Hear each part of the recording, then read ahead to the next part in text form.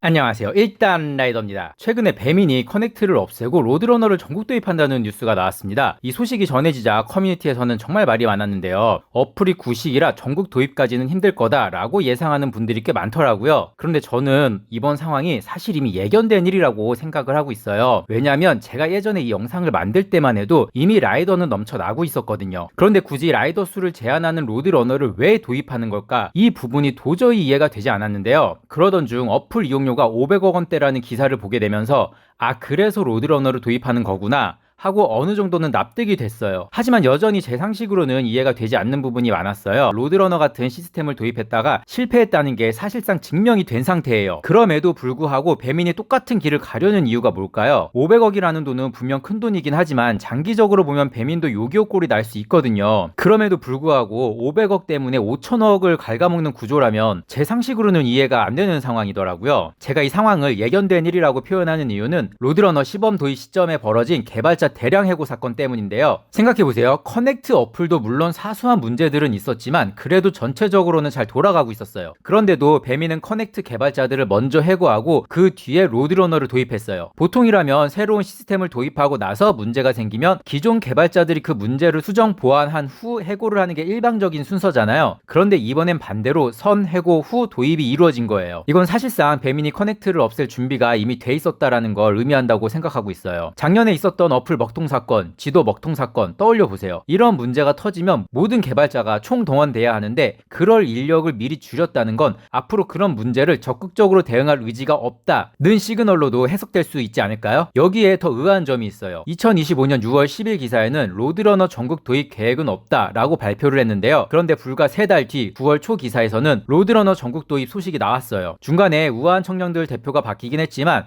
3개월 만에 이렇게 큰 방향 전환이 이루어졌다는 건 사실상 6월 기사를 포함해 도입 시점부터 전국 계획이 없다는 내용은 거짓말이었던 거죠. 이렇게 빠르게 전국 도입을 강행한 이유는 무엇일까요? 제가 얼마 전에 올려드린 영상에서 말씀드렸던 것처럼 2027년부터 배달 라이더도 최저임금 적용 대상에 포함된다는 소식과 관련이 클 것 같다고 생각하는데요. 겉으로 보기엔 희소식처럼 들리지만 기업 입장에서는 다른 문제를 불러올 수 있어요. 배민은 최저임금제에 대비해서 인력을 효율적으로 관리할 필요가 생기거든요. 그래서 아마 배민은 로드러너 인원을 최소로 제한해 두고 부족하면 그때그때 추가 모집하는 방식을 택할 겁니다. 전국 도입 기사를 보고 나니 이런 방식은 제가 예전에도 예상했던 시나리오 그대로 흘러가고 있다고 생각이 들어요. 기업 입장에서는 최저임금제가 도입되면 최소 인원으로 최대 성과를 내야 하는데요. 그러면 미리 데이터를 쌓아두고 지역별, 시간대별, 최대 지원 인원을 계산해 놔야 하는 거죠. 이런 상황이 되면 바이크로 전업 뛰시는 분들은 괜찮을 수도 있겠지만 부업으로 뛰는 분들, 특히 도자킥 라이더 분들은 긴장하셔야 할 것 같아요. 왜냐면 기업은 당연히 빠른 기동력으로 많은 배달을 소화할 수 있는 운송수단을 선호할 거고요. 시속 25km로 제한된 운송수단은 점점 불리해질 수밖에 없을 거거든요. 실제로 미국 사례를 보면 최저임금제를 도입한 뒤 배달 라이더들의 보수는 올라갔지만 전체 배달 라이 수는 10% 감소했다는 기사가 있었어요. 배민이 이렇게 자신있게 전국 도입을 밀어붙일 수 있었던 이유는 시범 도입 지역에서 로드러너가 예상보다 잘 돌아갔다는 것도 빠질 수 없어요. 만약 시범 도입 지역에서 적자가 났다면 전국 확대를 이렇게 빠른 속도로 하기에는 어려웠을 거예요. 그런데 결과가 나쁘지 않았기 때문에 배민도 부담 없이 전국으로 확대할 수 있었던 거죠. 현재 수입 인증만 보더라도 쿠팡 플러스 다음으로 많은 게 배민 플러스예요. 로드러너가 도입되면 시간 단위 근무 신청, 수락률 기반으로 등급 나누고 등급별로 근무 제한, 구조가 자리 잡을 가능성이 높을 것 같아요. 그러면 자연스럽게 라이더 입장에서는 플러스 타는 게 더 이익이라는 결론으로 흘러가게 되겠죠. 하지만 이번 변화에서 라이더 입장에서 기대할 만한 부분도 있어요. 바로 근로자성 인정 가능성이 높아진다는 점인데요. 2024년 8월 법원은 배달 기사는 근로자가 아니다라고 판결을 했어요. 쟁점은 바로 전속성 인정 여부였는데요. 즉 사용자의 업무 지시, 근무 시간, 장소 지정 여부가 핵심이었죠. 근데 현실을 보세요. 우리는 앱을 통해 업무 지시를 받고 로드러너처럼 근무 시간을 신청하면 사실상 시간이 정해지는 거죠. 장소도 자유로운 게 아니라 배민은 배달 많은 구역을 색깔로 표시해서 그쪽으로 가서 대기하라고 유도하잖아요. 이게 자율이라고 볼 수 있을까요? 사실상 장소 지정이라고 생각하고요. 배차가 되면 제한 시간 내에 수락해야 하죠. 예전엔 60초였는데 지금은 40초로 줄였고 다른 플랫폼은 30초 정도죠.